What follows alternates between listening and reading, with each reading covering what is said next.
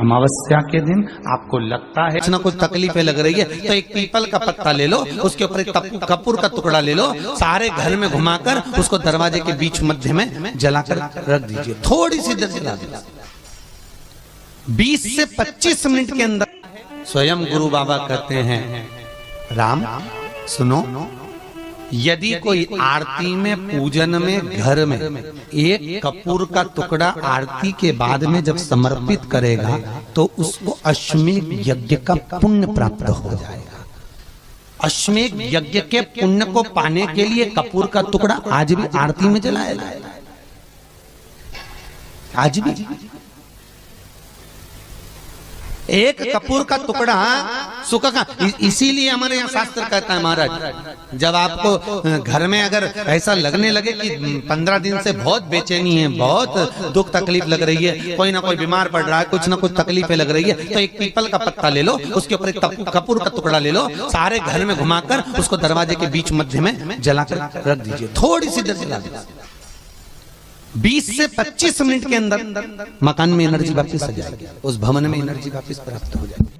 अमावस्या के दिन आपको लगता है कि हमारे पूर्वजों का उद्धार नहीं हुआ, हमारे पूर्वजों का कल्याण नहीं हुआ, कहीं अधोगति में कोई चला गया है, उसका बस एक बार, रोज नहीं जरूरत है, प्रतिदिन जरूरत ही नहीं, महीने में एक बार अगर अमावस्या के दिन भी आपने चंदन के थोड़ा सा चंदन अगर मेरे देवाधिदेव महादेव को 7 स्थान पर समर्पित किया है। अशोक यहाँ पर वर्णन कर रही है, मैना, धन्य और कला की कथा कर रही है। तीनों ने सनकादि ऋषियों से मांगा। चंदन भगवान को अति प्रिय होता है और चंदन ही एक ऐसा होता है जो पितरों को भी प्रिय होता है, जिसका स्पर्श मात्र लगने से पूर्वजों का कल्याण हो जाता है, वो चंदन का 7 स्थान शिवलिंग के बताए हैं, जहां पर भूल से भी अगर कोई चंदन की उंगलियां लगा देता है, 7 स्थान ऐसे हैं जहां चंदन की मात्र उंगलियां लगा देने से ही शिव पितृलोक के पितरों को मुक्ति प्रदान करके वैकुंठ लोक का निवास दे देते हैं। 7 स्थान।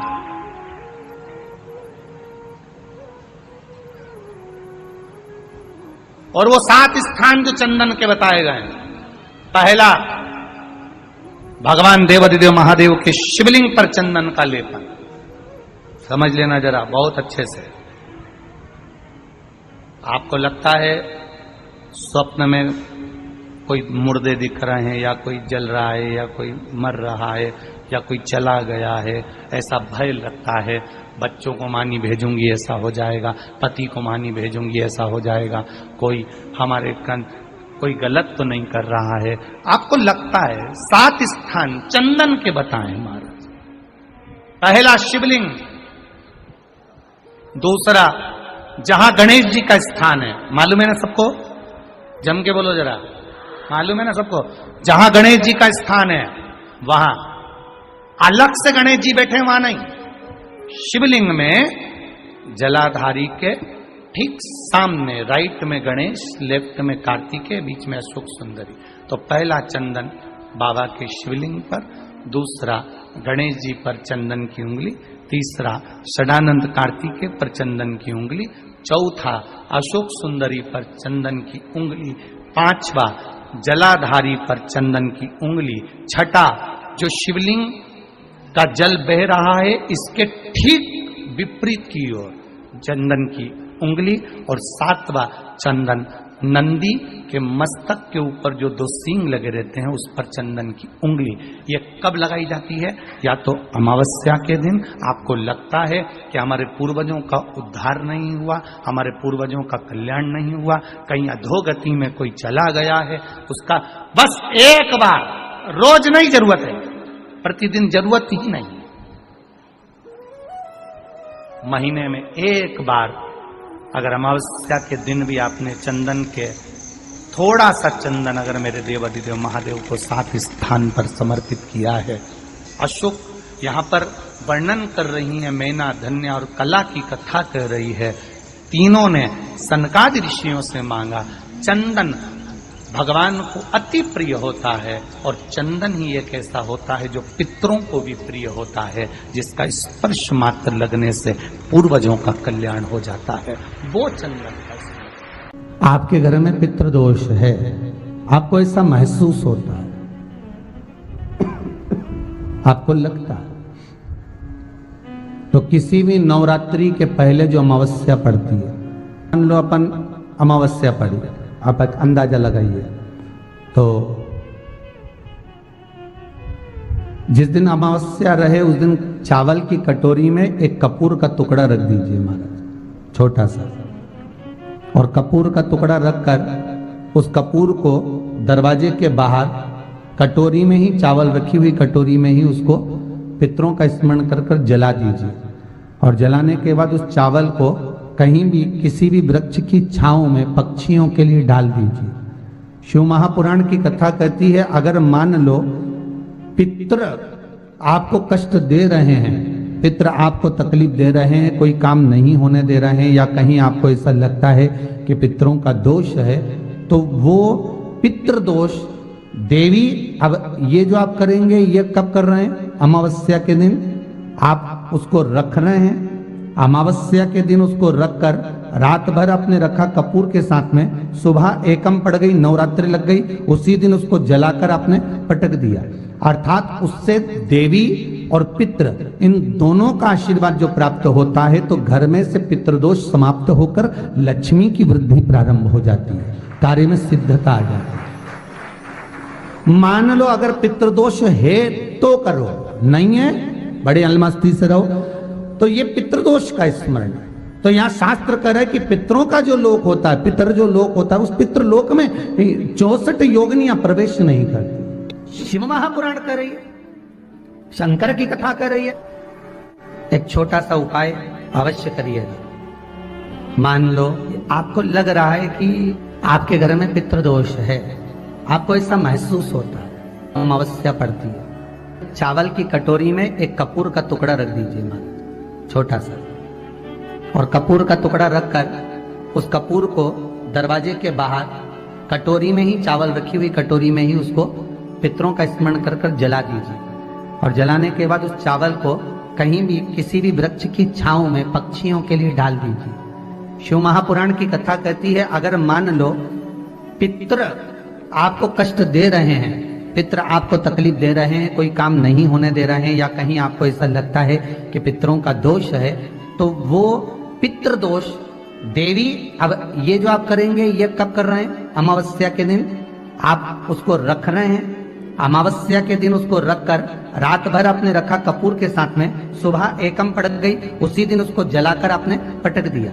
अर्थात उससे देवी और पितृ इन दोनों का आशीर्वाद जो प्राप्त होता है, तो घर में से पितृदोष समाप्त होकर लक्ष्मी की वृद्धि प्रारंभ हो जाती है। अमावस्या के दिन प्रदोष काल में, प्रदोष के समय पर, प्रदोष काल में शाम के समय पर जाकर किसी भी नदी, तालाब, बावड़ी, कुआं, कहीं ना कहीं जो आपके पास में हो, वहां पर एक घी का दिया, बत्ती का मुंह दक्षिण की ओर कर कर अवश्य जला कर जाना, सारे पितृदोष समाप्त हो जाएगा। अगर नदी, तालाब, बावड़ी, कुआं नहीं है तो पीपल का वृक्ष हो या बेलपत्री का वृक्ष हो या बट का वृक्ष हो, उसके नीचे लगा दो प्रदोष काल में। पर अमावस्या के दिन लगाएं जरूर। क्यों? क्योंकि अमावस्या 16 दिन तक पितृ मृत्यु लोक में आने के बाद में भोजन ग्रहण करते हैं। अमावस्या के दिन पितृ शाम के समय प्रदोष काल में शंकर भगवान का नाम जाप कर कर नदी, तालाब, बावड़ी पर पानी पीने जाते हैं। वहां से जल का आचमन कर कर पितृ अपने लोक को चले जाते हैं प्रदोष काल के समय पर। इसलिए प्रदोष काल में जलाशय के पास में बावड़ी, कुआं, नदी, तालाब के किनारे पर दिया लगाया जाता है दक्षिण की ओर मुख कर कर बत्ती का, तो पितृ आशीर्वाद देते हुए जाते हैं कि फलो फूलो, आगे बढ़ो, उन्नति करो, तरक्की करो। ये पितरों का आशीर्वाद रहता है, पितरों का वर रहता है। आप देंगे, कुछ करा ना करा, फिर अमावस्या के दिन उस दिन दिया दक्षिण की ओर बाती का मुख कर कर। 7 स्थान ऐसे हैं जहां चंदन की मात्र उंगलियां लगा देने से ही शिव पितृलोक के पितरों को मुक्ति प्रदान करके वैकुंठ लोक का निवास दे रहे। 7 स्थान, और वो 7 स्थान जो चंदन के बताए गए, पहला भगवान देवाधिदेव महादेव के शिवलिंग पर चंदन का लेपन। समझ लेना जरा बहुत अच्छे से। आपको लगता है स्वप्न में कोई मुर्दे दिख रहे हैं, या कोई जल रहा है, या कोई मर रहा है, या कोई चला गया है, ऐसा भय लगता है। बच्चों को मानी भेजूंगी ऐसा हो जाएगा। जिनके यहाँ पितृदोष होता है, काल सर्प दोष होता है, वास्तु दोष होता है, उनको ज्यादा कुछ नहीं करना होना। महाराज एक बेल का फल लीजिए, उसके अंदर का जो गुर्दा होता है, अंदर का जो भाग होता है, उसको निकाल लीजिए और उस बेल के फल में आटा सेक कर उसमें शक्कर मिलाकर उसको उसके अंदर भर लीजिए। अमावस्या के दिन सुबह 10 बजे से पहले उसको अपने घर में घुमाने के बाद में जिसको काल सर्प दोष बताया है, पितृदोष बताया है, या वास्तु दोष का स्मरण बताया है, घर में सब दूर घुमाकर अपने परिवार का हाथ का स्पर्श कराकर पीपल के पेड़ के नीचे का खड्डा खोदकर उस बेलपत्र के उस फल को दाब दीजिए। महाराज केवल एक अमावस्या करना रहता है, पितरों के दोष से मुक्ति मिलती है और हमारे घर के कार्य सफल होना प्रारंभ हो जाता है। पति को मानी भेजूंगी ऐसा हो जाएगा। कोई हमारे कोई गलत तो नहीं कर रहा है।